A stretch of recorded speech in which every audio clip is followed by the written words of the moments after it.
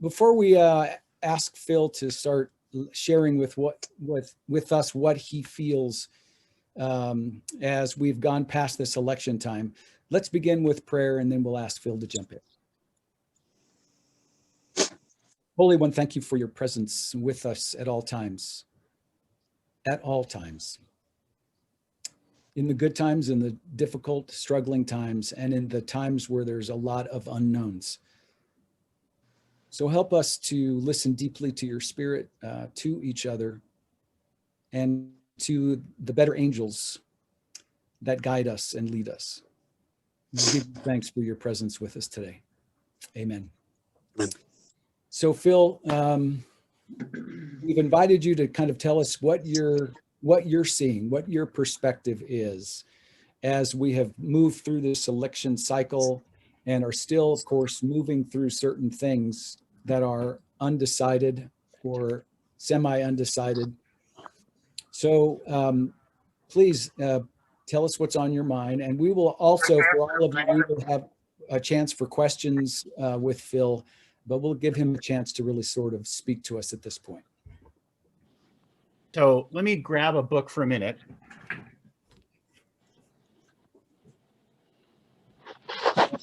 Love Your Enemies. Ah, yes. I don't know if you've read it. And there's a phrase that comes from Lincoln's, I think, inaugural address, which is a concept of our better angels. And the challenge in this moment is thinking about how we, as citizens, how we find our better angels and what that looks like. I'll tell you what the opposite of our better angels looks like. It's contempt for one another, and it's demonization. This is a story told in the first chapter, I believe, and I think it captures what my better angels means. It's a story about Tommy Hodges and Hawk Newsom. So Tommy Hodges organized a rally for Trump supporters in Washington, D.C., and Hawk Newsom is a leader in the Black Lives Matter movement. And we have a story of where Tommy invites Hawk on stage. And it's a rare situation where the two of them are in real dialogue, in real listening. And so let me just tell you quickly that story. Sure. Tommy Hodges invites Hawk up, and Hawk says, "My name is Hawk Newsom, and I'm president of Black Lives Matter New York. I'm an American." He had the crowd's attention. He continued, "And the beauty of America is when you see something broken in your country, you can mobilize to fix it," he said. To his utter surprise, the crowd, this is a crowd of Trump supporters, burst into applause. Emboldened, he said, "So you ask why there's a Black Lives Matter movement? Because you can watch a black man die and be choked to death on television." This is before George Floyd, of course, "and nothing happens.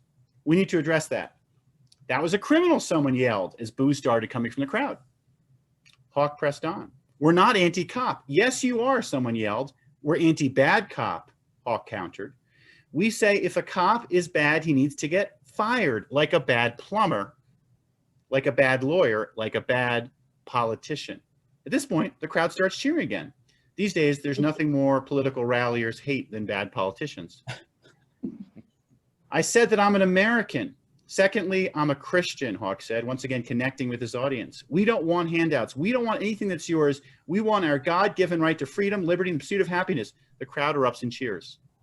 Then someone shouted, "All lives matter." "You're right, my brother, you're right. You're so right," Hawk said. "All lives matter, right? But when a black life is lost, we get no justice. That's why we say Black Lives Matter." His 2 minutes up, he concluded his remarks by saying, "Listen, I want to leave you with this and I'm gone. If we really want to make America great, we do it together." The crowd roared. They started chanting, "USA, USA."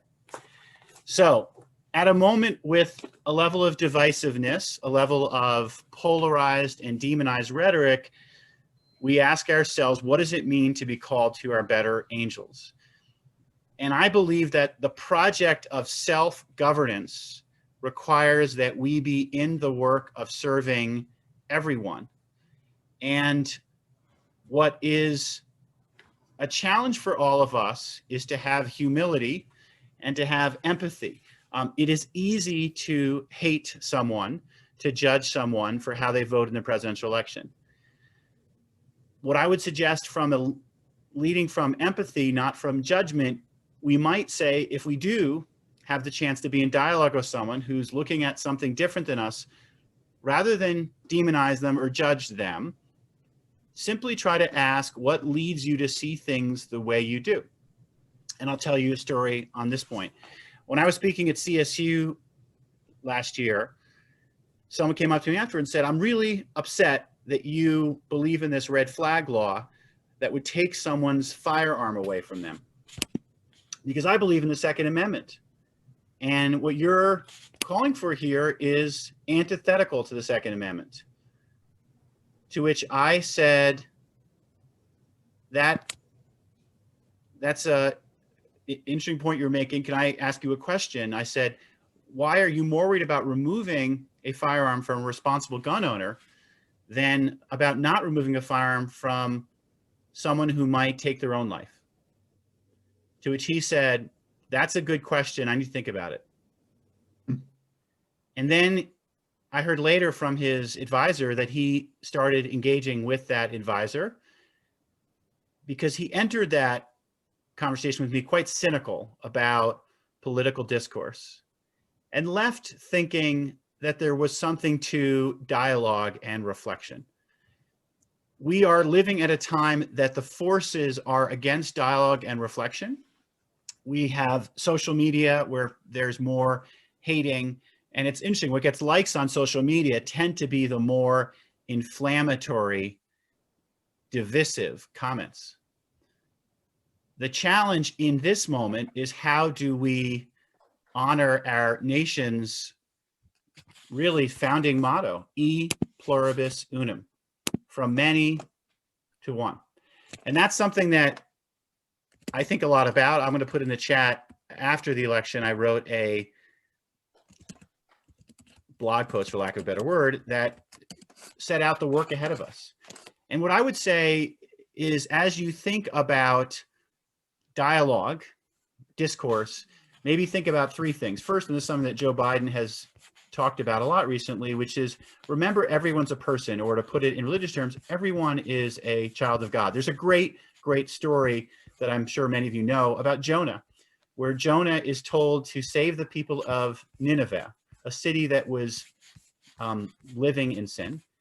And Jonah initially didn't want to do so, for reasons I can get into later, sort of interesting reasons. But God pushed him to do so, literally pushed him off of a boat when he was trying to go in the opposite direction. And as he had to reconcile with saving Nineveh, he was still feeling conflicted about it. In short, it made the Jewish people look not so good, because Jews had been, let's say, also living in some sin and not as quick to repent as the people of Nineveh. And afterwards, Jonah was under a tree, and God took the tree away from Jonah. The tree died. And Jonah was so upset. Jonah said, this tree was giving me shade. I was attached to it. How could you have taken the tree away?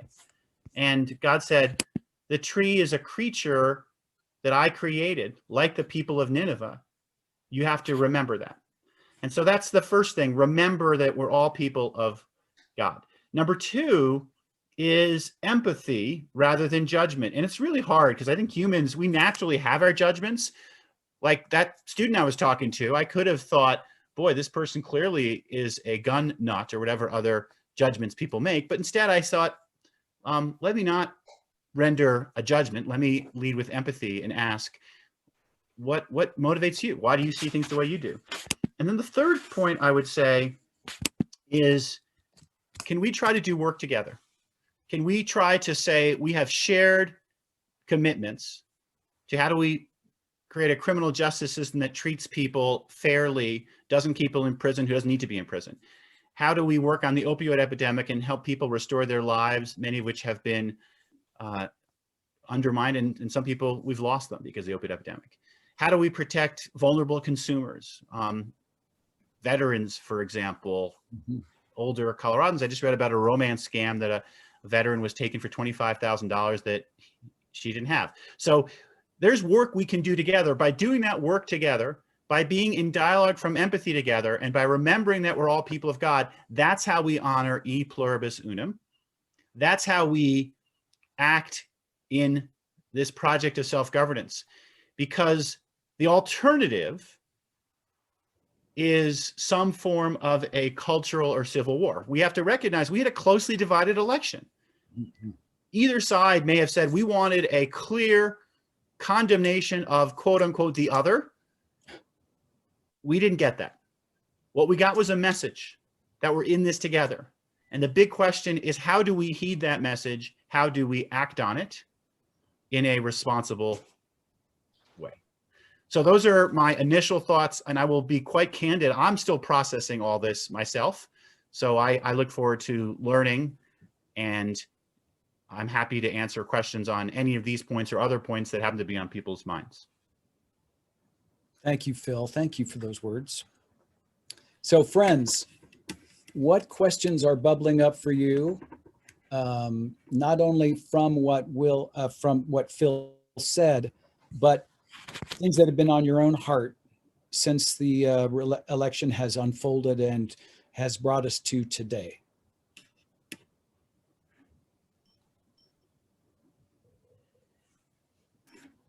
What do you say to somebody when you see them out and about without a mask?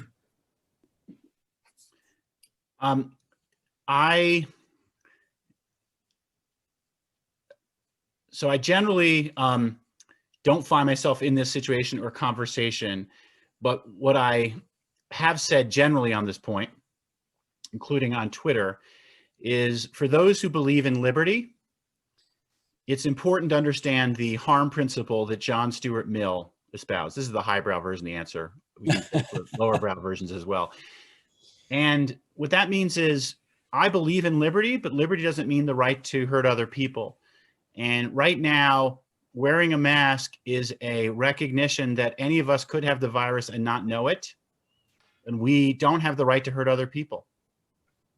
So the lowbrow version is, please don't hurt other people. You may have the virus and not know it, and you could give it to somebody for whom it could be deadly.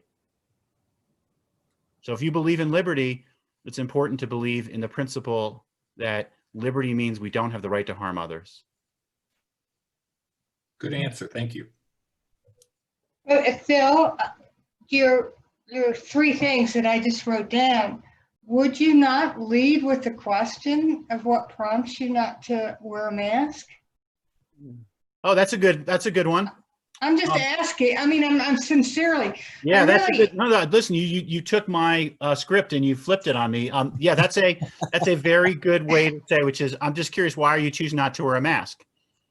because I've been debating this. I'm not yet talk about fear not. I'm still fearful, I know, to ask that question, but I feel somewhat called to ask the question rather than the statement. Yep, that's a But very. I haven't yet. I yield to your very good use of my. This is, by the way, for those who wonder what a constitution is.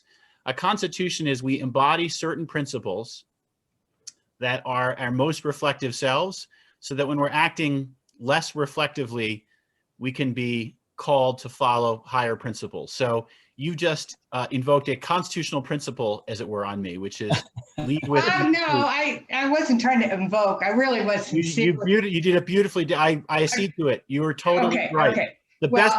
I stand corrected. The best thing to say to someone when you see them without a mask is, "I'm curious. Why are you choosing not to wear a mask?" And their answer may be, because I believe in freedom, and I don't like the feel of a mask. And if you get the opening where they say, well, why should I wear a mask? Then you could say to them, John Stuart Mill. John Stuart Mill reminds us that that liberty means we don't harm other people.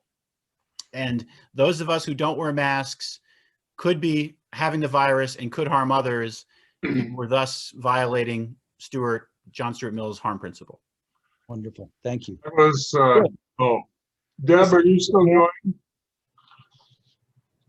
Okay. Was that it, Deb, or do you have some other thoughts? That was a great thought. Now, I have a question though, and I think it's too big, but because you're in that legal mode stuff, Yep. you seem to know something about that topic.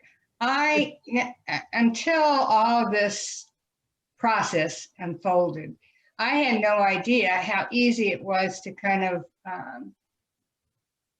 break democracy, if you will. I mean, like executive orders or cabinets have to be approved by Congress, but if it's partisan, oopsie, we got a problem.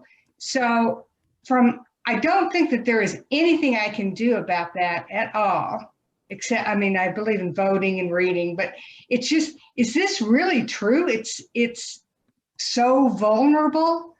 I mean, just cracked.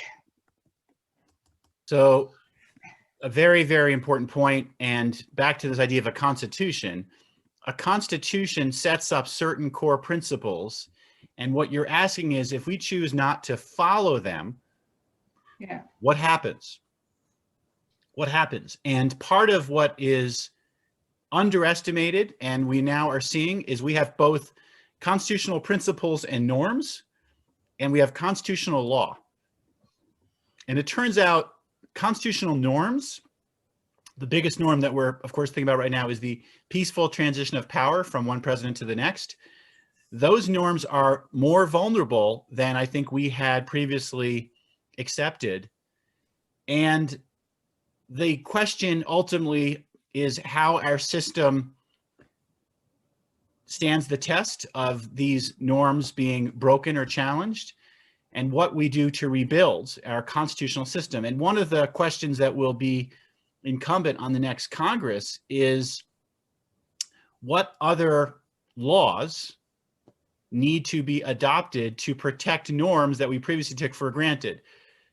For example, I don't think we've ever had this transition problem before, because before elections happened, the results were accepted, and we had a transition. I believe there had been a norm that shortly after, the new president was invited to be a guest of the old president. There was cooperation pledged between one administration to the next. There was the old president, generally, there's I think 5 exceptions in American history, came to the inauguration of the new president. And most wonderfully from George H.W. Bush, the old president would leave a note on the desk for the new president. We're going to see, I would imagine from how things are looking, none of those norms followed, which begs the question, what laws do we need? Another law which had mostly been enforced by norms was called the Hatch Act, which meant you couldn't use governmental facilities to campaign. For example, you wouldn't give a campaign speech from the Rose Garden. That norm was no longer followed this election, which begs the question, do we need more laws? So how do we firm up the weaknesses we're seeing? It's going to take some ongoing work. Other ones would be, would you allow a president to profit from an ongoing business that could make money from foreign entities? That would be another, again, norm that had been followed. I think for that matter, we should probably have a norm turn into a law that members of Congress shouldn't hold individual stock, something we saw in this session that is quite concerning. So there's a lot of reflection to do about what it takes to have a constitutional democracy and what failings we've seen. And ideally, we can work together to address them. Yeah. Does that answer your question, Deb?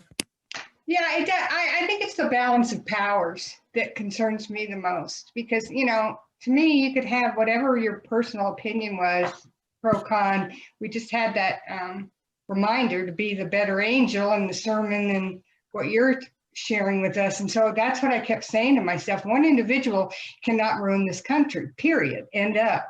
But the balance of power is what concerns me. The Congress, the judicial branch, that it can all kind of. So I guess the short answer is more law, is what possibly you're saying. Oh, and this happened after Watergate. I mean, this is not a new thing. We've had all sorts of low points, scandals in American history. And what it calls for is reflection on what do we learn and how do we fix it? And that's what we need now. What have we learned and how do we fix it? Thank you. Thank you, Deb. Chris, you've had your hand up for a while. You have to raise your hand. Yeah, I wanted to go back to a very practical question that was raised before, Barb, I think, about wearing a mask. As some of you may know, I'm on the city council in Louisville, and I actually helped draft a mask ordinance. And it is a good example of, trying to self-govern, because we really needed that. We had a gap in what the law was providing. And there was two things I was going to say about that. There were two things. One is that we were pretty clear that if we ended up with very many police summons on that mask ordinance, and it mostly was filling a gap to prevent people from going without masks into businesses and requiring businesses to enforce mask ordinances, both as to consumers as well as their own staff. But that if we had police summonses, then we had failed. That what this was going to be primarily was a matter of education, using, if you will, the law to educate people and help them have discussions around using a standard to do what was necessary. And it's worked very well. I think there's plenty of exceptions. People grumble. I don't like wearing a mask, but I do. Anyway, that's one thing that I think can get lost, is the law always serves an educational function. Writ large with the president, a different set of issues, I think. But from, lower down, that's what I want to respond to there. The other thing I think this principle actually may have more applicability further up the line, which is that freedom is a huge value. It's a value for all of us. But one of the things that gets lost and in all of this is part of our freedom and what we do is protecting other people. And there's been some study done during the course of this pandemic that says, that's concluded in very small scale studies, of course, that the people who might feel, for lack of a better term, too macho to wear masks, that it's weak to wear a mask, often can be appealed to in the kind of discussion that the Attorney General was just talking about, on the basis of protection, that every solid person, male or female, understands the idea about protecting others, whether they're weak or not. And those dialogues can bring some of that out, and that's a good value. And I'm not suggesting for a minute that it's as easy as that. Oftentimes it is kind of like, where's your mask? But if you can have a little more of a discussion, sometimes you can bring out an alternate value that helps. So, Chris, that's great. And I think it was Deb who brought out, start by asking, why are you not wearing a mask? And then if you have the openness, just as Chris said, you could say, the reason that I wear a mask is I want to protect other people. And I don't believe I've got the right to harm other people, because I could have the virus and not know it and spread it, and wearing a mask protects others, whether it's in the grocery store or where have you. I also now have a good chance to acknowledge Natalie, who, as you know, is my chief deputy. And I just put an article up that talks about how our office handled the public health crisis. And it was very early on. Natalie got together and then got with the key people in our office, with the Department of Health and Department of Public Safety, and created an advisory that did what Chris talked about, which is really about public education. And it was later on, I was in Gunnison this summer, I referenced this in this article, where they said they looked at that advisory that Natalie and the team worked on, and it was very meaningful for them, because it pointed out that the lead goal should be education. And then in Gunnison, by the way, they have these signs up, which is wear a mask, it's good for business. It allows people to be in business. And so thinking about how we communicate is really important. I'll use another example that we're working on in our office. One real concern we have is teen suicide. And one of the concerns is when firearms are not secured in, say, a safe, young people can often get their hands on a firearm. And when they attempt to take their life with a firearm, they're much more likely to be successful than any other way. And so an idea that we've pushed is voluntary education around safe gun storage. And there's evidence that shows, this gets back to Chris's insight, that we'll be more successful from a compliance perspective with voluntary public education than we would be with legal mandates. Mm-hmm. Now, and this is back to the other question I think that we got from Deb too. Sometimes we need legal rules that are binding and enforceable because norms don't do enough. See the peaceful transition of power discussion. But in other cases, building a norm like take your gun inside, don't leave it in your car, or lock it up so it's secure, that norm, if we build it, can actually be quite powerful. Bill, I have a question that Kirsten wrote in a chat because she's got children noise behind her.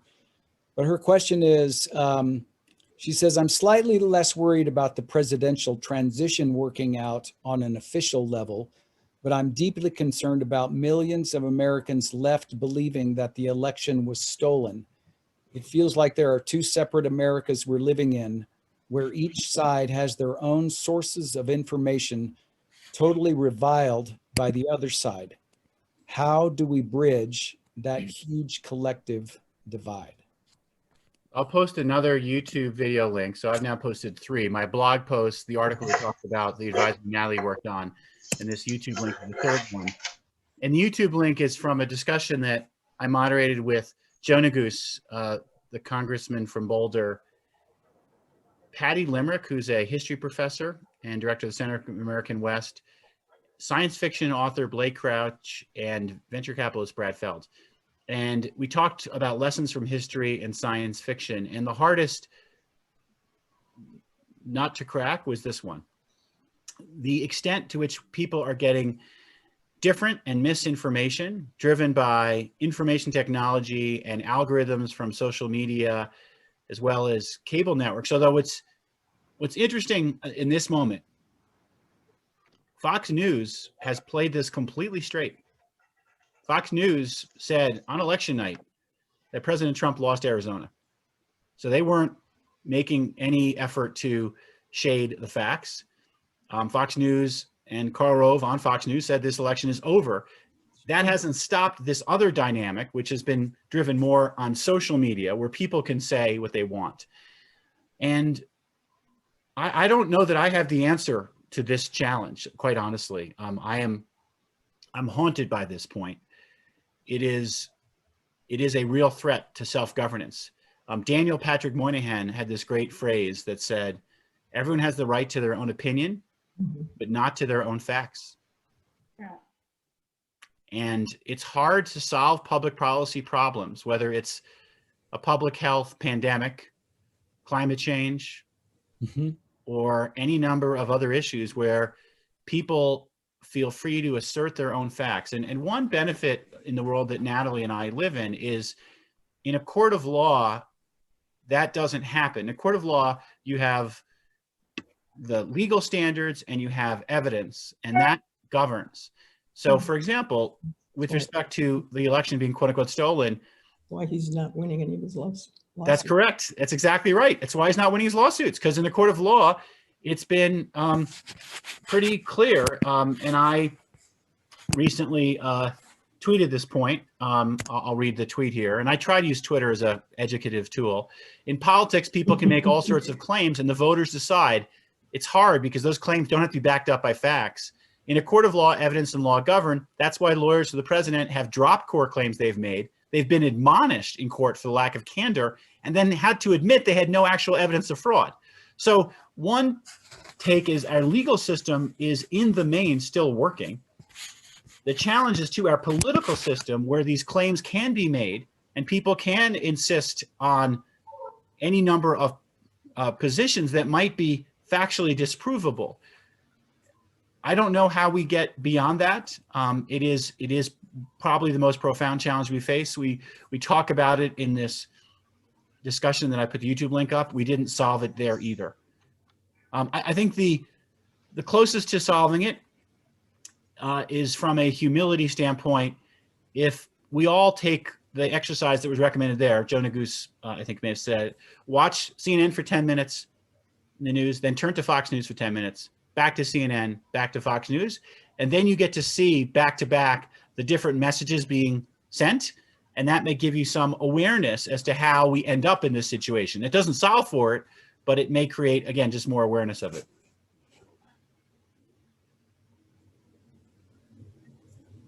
Other questions for Phil? Ed would like to say something. Say Yes, it louder. I said we could say to someone who is not wearing a mask, or who says to us, "Why are you wearing a mask? Love your neighbor as yourself," and we're protecting ourselves as well as the neighbor. Our mask. Both things. I read it. I was listening to a podcast the other day that kind of echoes what Kirsten has brought up, and your concern also. It said that if it wasn't for the overwhelming percentage of first-time voters, in other words, young people, Biden would probably have lost the election. And they broke out the percentages of the different voters.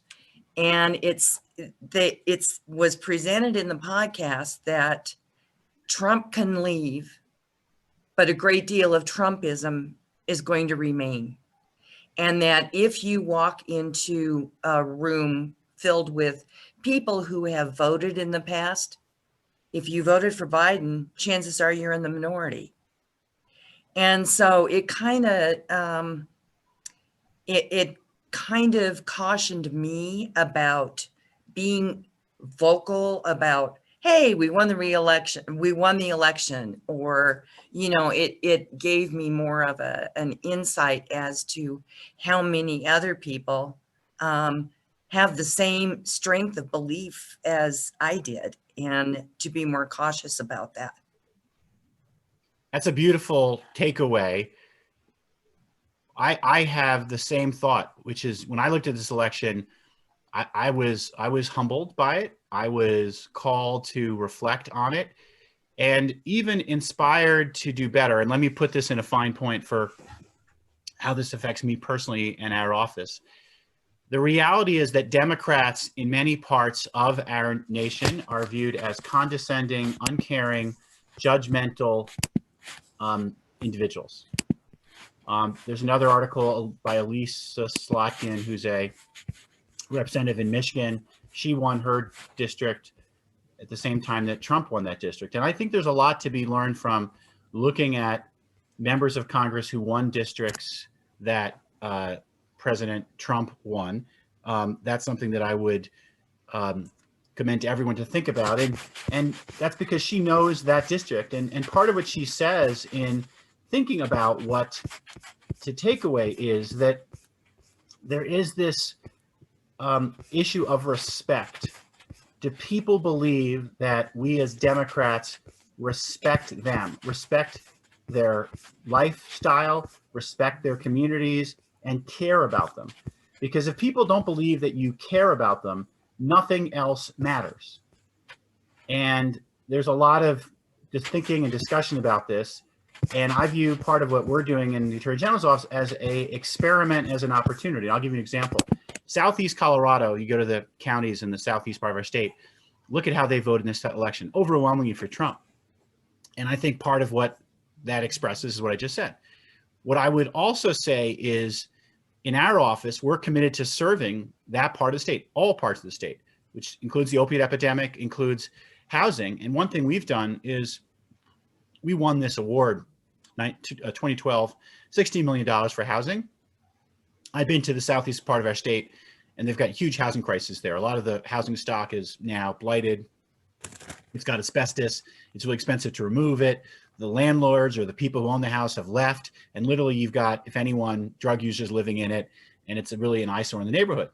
I said, why can't we use some of this money in Southeast Colorado? And the answer is, well, we never thought about that before. We had this program that doesn't work in Southeast Colorado. It works in like bigger urban areas. I said, well, let's make it work here. And so we created a partnership with the community colleges. We're going to train people to remove asbestos and to rehabilitate this housing and make it a viable part of the community.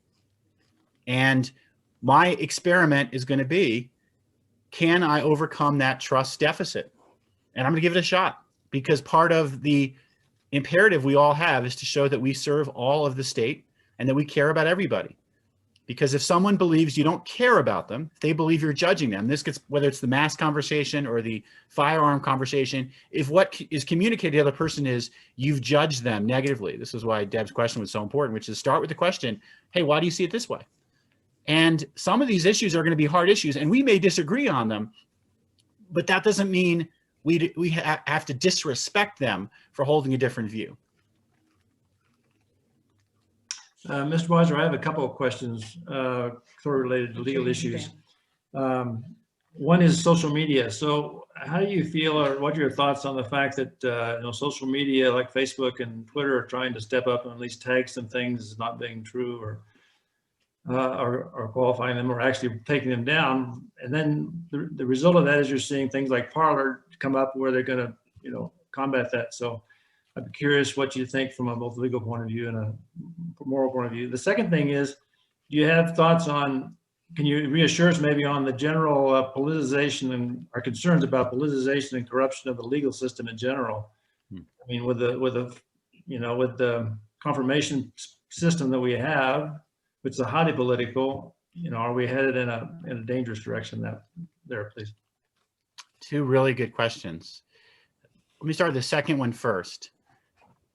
I worry about the scenario where the US Supreme Court is out of sync with the American public. We could imagine the Supreme Court invalidating the Affordable Care Act, which is a popular law that even a Republican Congress didn't want to change. We could imagine the Supreme Court overruling Roe versus Wade, and you could go down the list, providing a Second Amendment right for even felons to own firearms, et cetera, et cetera.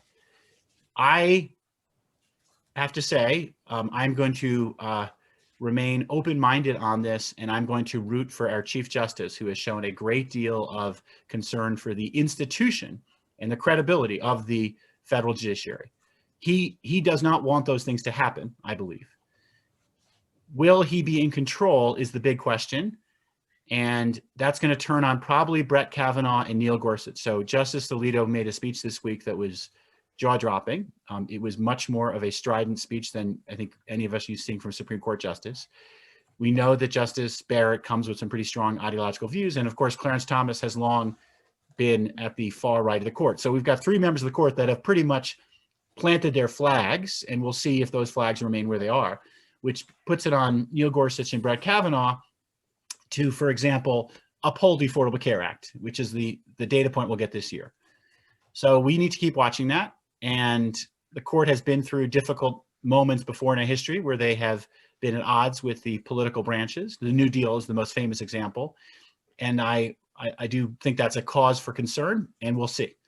As for the more basics of the legal system, I will say the election-related litigation right now is a good sign that we are still living in the world of law and facts, and that it has not been, let's say, unduly politicized.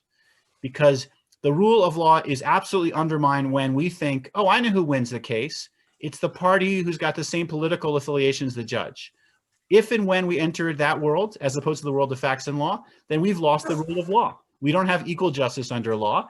We have a system of, based on who you know and who you are, you get treated differently. And that's antithetical to the ideal of the American project of self-governance. Now, you had I think a question before that too, Rob, but remind me what it was. About social media and screening of the truthfulness of social media.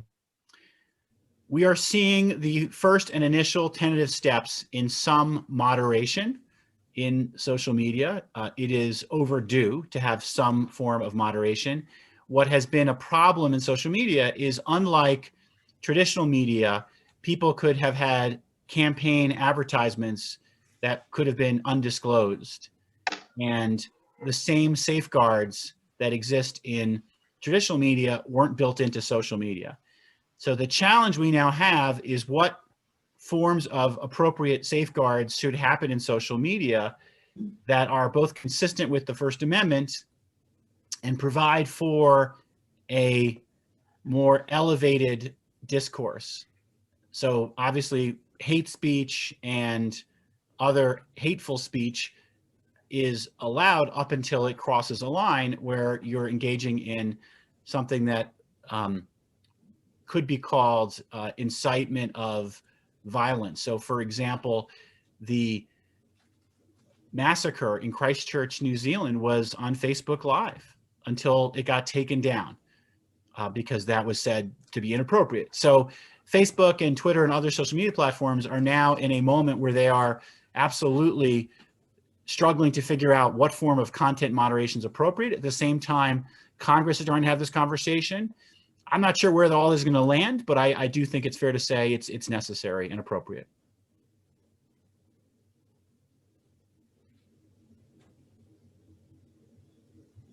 Other questions for Phil? This has been wonderful, people. Thank you for your thoughtful. Is that Michael? Yeah, sorry about that. A quick question, kind of on a less cosmic sort of level. What effect will the ballot initiatives that were passed or didn't pass in the election have on the fiscal position of the state? I think there was kind of a mixed message from voters. I'm just wondering if you have a view about how the state's going to deal with the new fiscal reality that it seems to be facing. I'd say concerned is probably my starting place, and maybe even very concerned. So just to start with, we are in a difficult fiscal environment, and there's now going to be, I think, $300 million in income tax rebates that are offered. And if I am following right, under Tabor, that cut can't be changed without another vote of the people. So that's built into the base. The second issue one, and this is super, super wonky, there's a device under Tabor known as an enterprise. So for example, parking fees at the airport are not subject to Tabor, and you could create an enterprise which is outside of Tabor and state constitutional fiscal limits, which is you collect all the fees from the DIA, Denver International Airport, and you use those fees to support construction projects. There was an additional measure passed that would require voter approval of certain fee-based enterprises, which is another straitjacket. On top of that, to the mixed message point, there was a tax passed on tobacco to provide for certain sources of funding. And that's helpful because we needed that funding. But of course, we didn't need the first two hits, which put us in a fiscal hole and fiscal difficult situation. There's no other state in the union that has the limits that Colorado does on spending. If all we had was the public votes on tax increases, that would be easier to manage. But there's all these other additional complexities. The most famous one being the ratchet effect, which is, you have a lower amount you have to spend, and if there's more money that comes in, you have to give it back. You can't even keep it for a rainy day. No business would operate in these ways because you can't plan for investment. And that's why our infrastructure, water infrastructure, transportation infrastructure, and our education are hurting so much. And I don't know when and how we are going to be able to do anything close to more of a reset around these issues. It is a haunting challenge for our future because we're not set up to support a strong future. And I believe most economists would say, if you care about your future, investments in infrastructure, investments in education are among the wisest ones you can make. But unfortunately, because of the way our spending works, those are more discretionary, whereas prisons and healthcare spending have to come first. Is the lawsuit that alleges Tabor is unconstitutional under the federal constitution still pending? Yes, so this is a question that is interesting for Natalie and I because we're defending the state. My point about the rule of law means that unlike the federal Department of Justice during the Affordable Care Act case where they took what I thought was an irresponsible position and didn't defend the law, we're defending Tabor. And the reason we're defending it is because to overrule Tabor is going to call for overruling of a 100-year-old Supreme Court precedent. So we believe Tabor is within the bounds of what is constitutional. And if the plaintiffs in that case were to win that case and change constitutional law, that's their right. And it's my job to defend the law. I don't give that a great chance of happening, but that will continue to play out, that case. Thank you. Thank you, Michael. Eunice, you had a question. Yeah, I thank you. Thank you. This conversation has been very illuminating to me. And the question that I really had after listening, first of all, I've had a couple of conversations about election with some Native Americans, for example. And I had conversations about policing with a variety of people in the room. And what came out of that was the perception of our government, the perception of how election and policing and are so different because of their experiences of these dimensions of our government and our society. It's almost like, let me just back up a little bit. It's almost like I had a conversation with an Iranian on a plane, and we were just having a blast talking about world issues and things like that until he said, where do you live? And I said, I am an American and I live in the US. And immediately everything changed, and he looked at me and he said, do you know that you are the enemy? And it just changed immediately from a wonderful exchange of ideas and experiences to I am now the enemy. So in a way, my question is, how can we as a society begin not only to recognize the differences of our experiences and our perception, and therefore how can we develop or provide more similar experiences to these people who are, we might say, in the margins or are in the fringe. Wow. I will. I'll start with one comment on that really powerful question. Roy Romer, our former governor, has a quote that he may even say he gets it from the Jewish Talmud. And the quote is, all truth is partial. And the Jewish Talmud is the commentaries on the 5 books of Moses. And one of the fun stories is a rabbi is studying the Talmud, comes home and says to his wife, we studied this rule and there were 2 different approaches, which is, how are you supposed to light the Hanukkah menorah, left to right or right to left? And one rabbi says left to right, the other says right to left.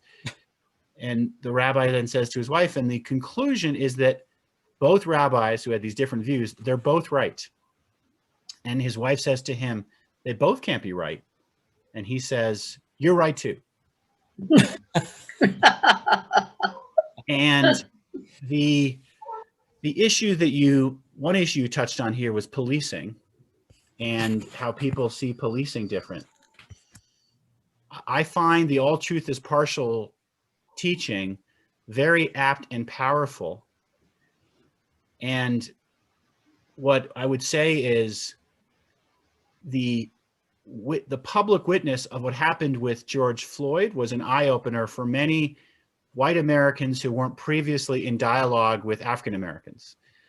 I had this great benefit of being in a mentee group starting from college, where I was the only white person with a number of African Americans.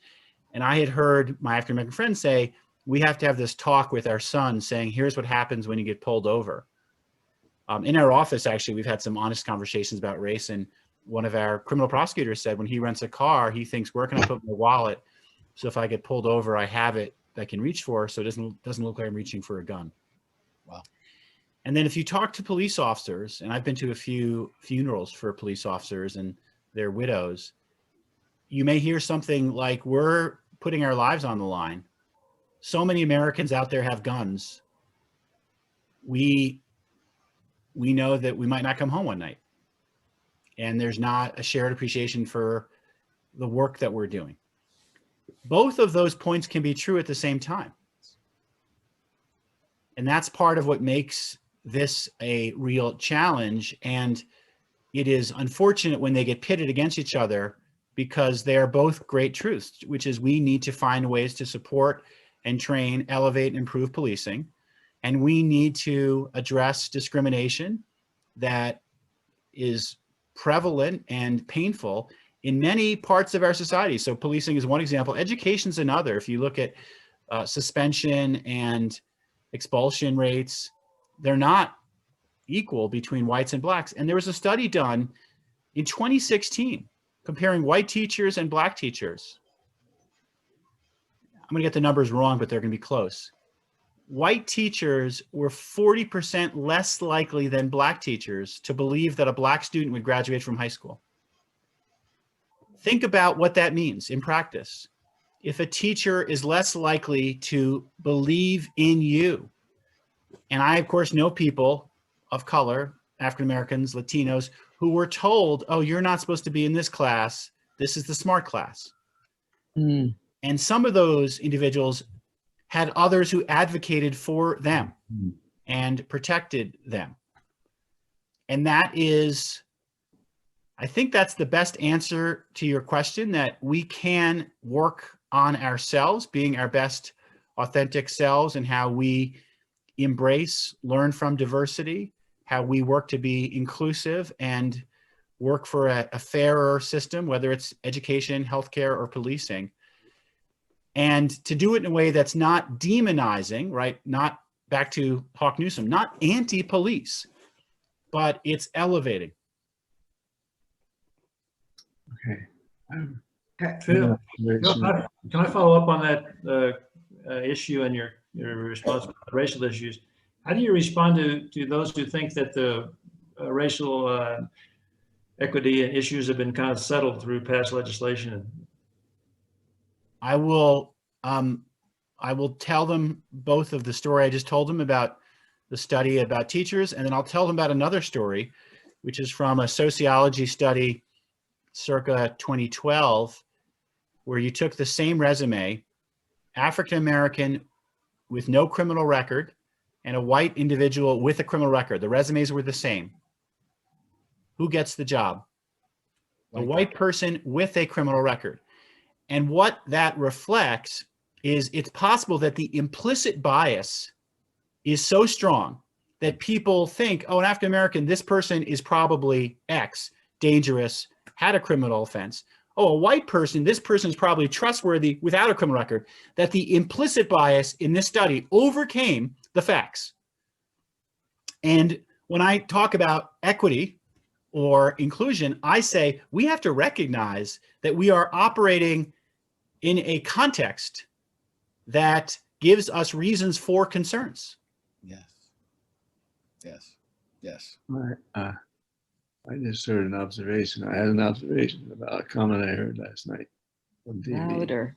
Just before I went to bed, I heard a person saying that the election was rigged and they shouldn't have voted. And this woman said, well, I voted because I'm Mrs. Gerald Smith or something like this. And Gerald is supposed to be a man's name. And I got told I was illegal voting because my husband's dead. And she said, I always remember Mrs. Gerald Smith. So this is another example of injustice. People who just they make assumptions. All right. Thank you, Kent. Other questions out there? There's a question from Deb. What keeps you faithful or hopeful, Phil? I guess I'll answer it from both history and from personal experience. So I've been a longtime student of American history, and our republic has faced great challenges in the past. and we have answered the call of Lincoln and others to find our better angels. And I have to believe we will do so again. Now, why do I have to believe? Here's where it gets personal, and I may share this with you last time I was with you. My grandmother and my grandfather survived the Holocaust, and the chances that either of them would survive from the town they grew up in is about 1.5%. The fact they both survived, it's a rounding error to 0.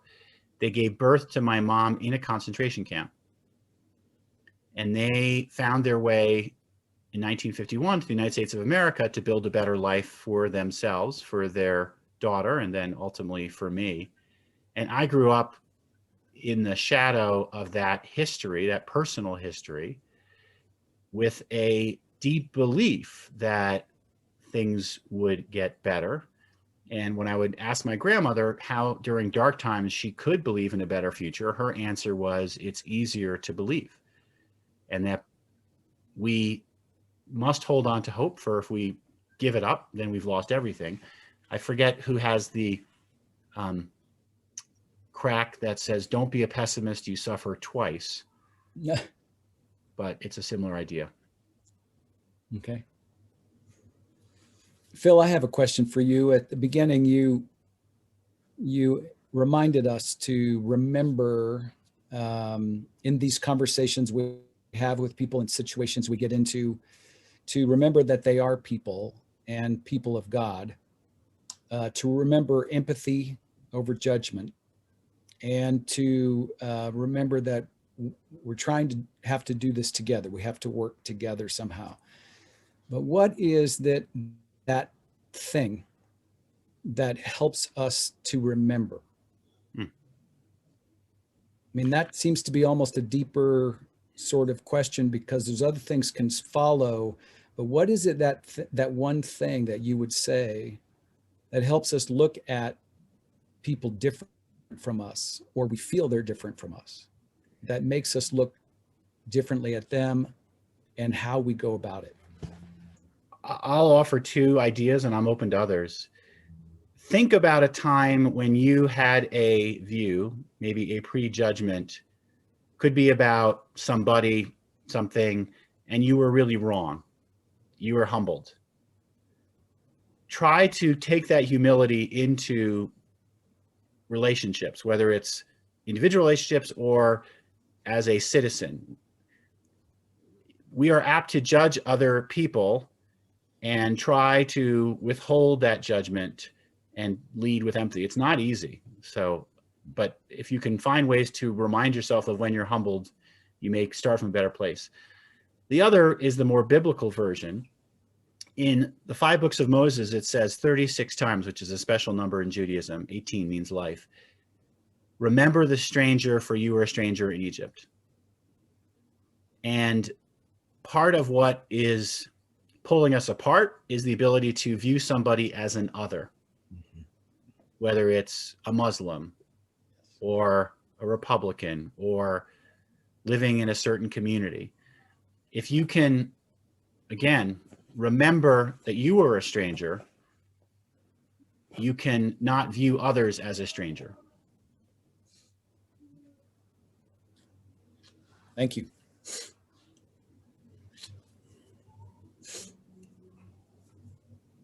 Other questions for Phil? I know we kind of let this go about an hour, and I think we only contracted to Phil to stay for 5 hours, so we still have plenty of time. Got plenty of time. Come on, for Natalie, I'll stay as long as you guys want me. Thank you. Thank you, No, Natalie. I've got a question. Well, I'm glad you're here. Thank you for doing this.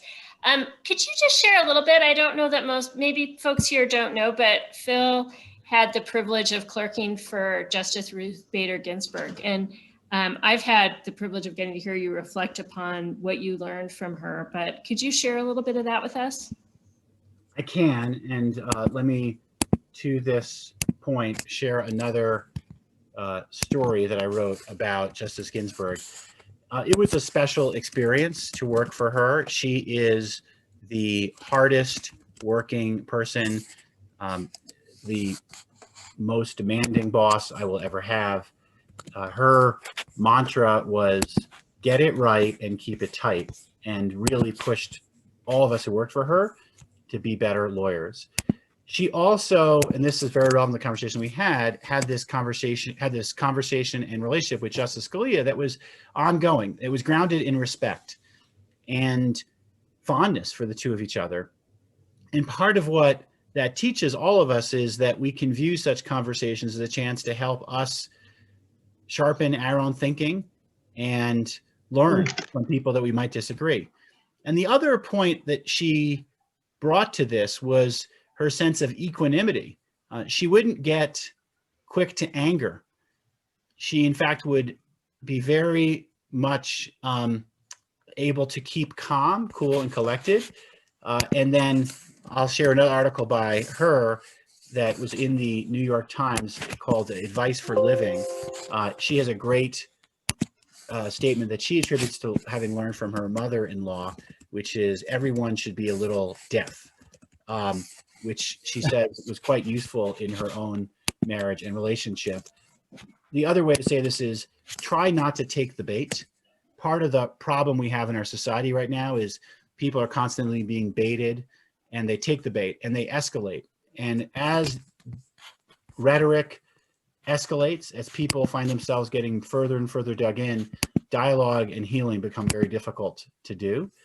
And she really was an extraordinary role model for me and helped me as I think about the type of person that I want to be. The other thing I'd say, which was a real treat, talk about my bucket list, was I was able to argue before the Supreme Court, actually during this pandemic, so it was by telephone, in what turned out to be Justice Ginsburg's last case. It was a case involving faithless electors, and when the court said sine die, which was the end of the session, there turned out not to be another case that she heard. Unfortunately, I didn't get to hear anything from her about what she thought about the case. I don't know if she would have said anything to me or not, but I did get to be there at her memorial service this past fall. Wow. Thank you, Phil. Thank you.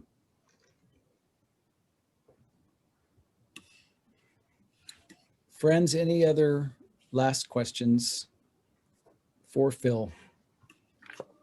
We appreciate your spending your time with us, Phil, and grateful for your wisdom and your experience and your willingness to share it with us.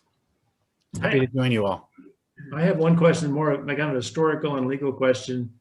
Do you have any comments about the electoral college system and what the future of that might be? Oh my. That's an appropriate question because the case I argued was about the electoral college. Yeah. And the case involved whether an elector could go rogue and be faithless. And I defended college elector binding law and was successful in doing so. I think the more we have elections where the electoral college is out of sync with the popular vote and the undemocratic, small d, nature of the electoral college is emphasized, the more this conversation will come up. There's a hard challenge here, which is the electoral college was a compromise at the dawn of our republic to give certain states extra voting power. I don't see those states giving up that extra voting power. And so we are unlikely to see a constitutional amendment to change the electoral college as such.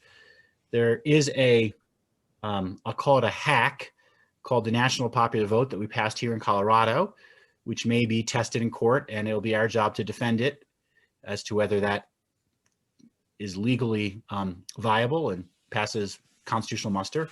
There are other efforts that are out there to change how the system works that would require a constitutional amendment. So Larry Lessig, who opposed me in the case that I was involved in, has proposed another idea, which is every state should have a fractional share of their elector vote. So say Colorado gets another congressional district in the next census and then has 10, if we went, let's say 58-42, the winner gets 5.8 electoral votes, the loser gets 4.2. That idea would move us closer to, again, small d democratic decision-making. It would also make sure that we don't disenfranchise parts of the country where now no Democrat's going to campaign in Alabama or Mississippi and no Republican's going to campaign in California. This change would address that dynamic. I don't know that that amendment can get through either. We're not in a moment where Congress is passing much of anything, let alone something as weighty as redesigning our presidential election system. Maybe after this one, they might consider it. I do think that if we can get to a place where Congress is functioning again, that would be the single most important change that could happen. It used to be that Congress operated in what was called regular order. So for example, Tim Wirth chaired a House subcommittee on telecommunications, and Tom Talkey, a Republican from Iowa, was the Republican leader on that. And they held hearings together. They learned, it looked more like a court of law, in other words, and they worked to fashion legislation that could be a compromise, not everything everyone wanted, and then it could get through. Right now, all we're seeing in the main is omnibus budget bills, and either things get stuck in there or they don't pass. And an example that we in our office have pushed for is something called the Safe Banking Act, which says marijuana businesses should be able to use the banking system. Their inability to use the banking system right now is a real public safety issue. It's a compliance issue. And unfortunately, because there is no regular order in Congress, the bill hasn't gone anywhere, even with a lot of support. So the only question is, will this bill get an omnibus spending package? And that's how it would pass. And that's not a healthy dynamic for public policy making. So if we can see Congress move to regular order and making decisions in a functional way, it would be a great improvement for our nation. I will say the Colorado legislature does work in that exact way. We've worked on bills from cash bail to consumer protection, and there are hearings at a committee level. They work together across party lines to develop public policy, and it gets a up or down vote. That's what we should be seeing in Congress, but we're not. Wow. And I have not heard anybody talking about this in this whole election cycle. So that's interesting to hear it. For the first I think that, we need to focus on what it means to have effective governance. Mm-hmm. And unfortunately, there's more points to be scored in, let's say, just taking certain positions, mm-hmm, as opposed to responsible governance. And there was a great quote by Mario Cuomo that often campaigning happens in poetry and governing in prose. We need more of that prose. Yes. Yes. Mm-hmm. Deb has her hand. Can you say that again? Quick question. Sure. It's a Mario Cuomo quote, former New York governor, which is, we campaign in poetry and we govern in prose. And that has gotten to a problem where we're now always in campaign mode. We're not in governing mode enough. And if the two are far enough apart, they never meet. I've tried hard, and if you go back and look at my campaign materials, you'll see, hopefully they're poetic, not necessarily Mario Cuomo quality poetic, but at least somewhat poetic. And they're not disconnected from the work that we're doing in our office. And this is one reason that Natalie and I are really privileged. We work in an office where we can do a lot of things that have a real impact, mm-hmm, that can operate in a functional, ongoing way. And state AGs work together on some of the issues I mentioned, consumer protection, the opioid epidemic, in a functional way with people from different states, different parties. So I'm in a world, and partially because we're operating in the world of law more than the world of politics, where I get the benefit of that dynamic. But for those who are in the Congress right now, it's more politicized, more kind of constant campaign mode, less governing than it's been in a long time. Yep. All right. Friends, I think we are at our time. Phil, on behalf of all of us, thank you for your time. Yes, very much. And thank you, Natalie, to being the connection, the bridge, so thank you for what you do and your work on Phil's side, and you're part of being a part of Central. And so wonderful folks to see all of you. Have a wonderful day. And again, thank you so much for your wisdom and sharing your life and stories with us. We feel grateful.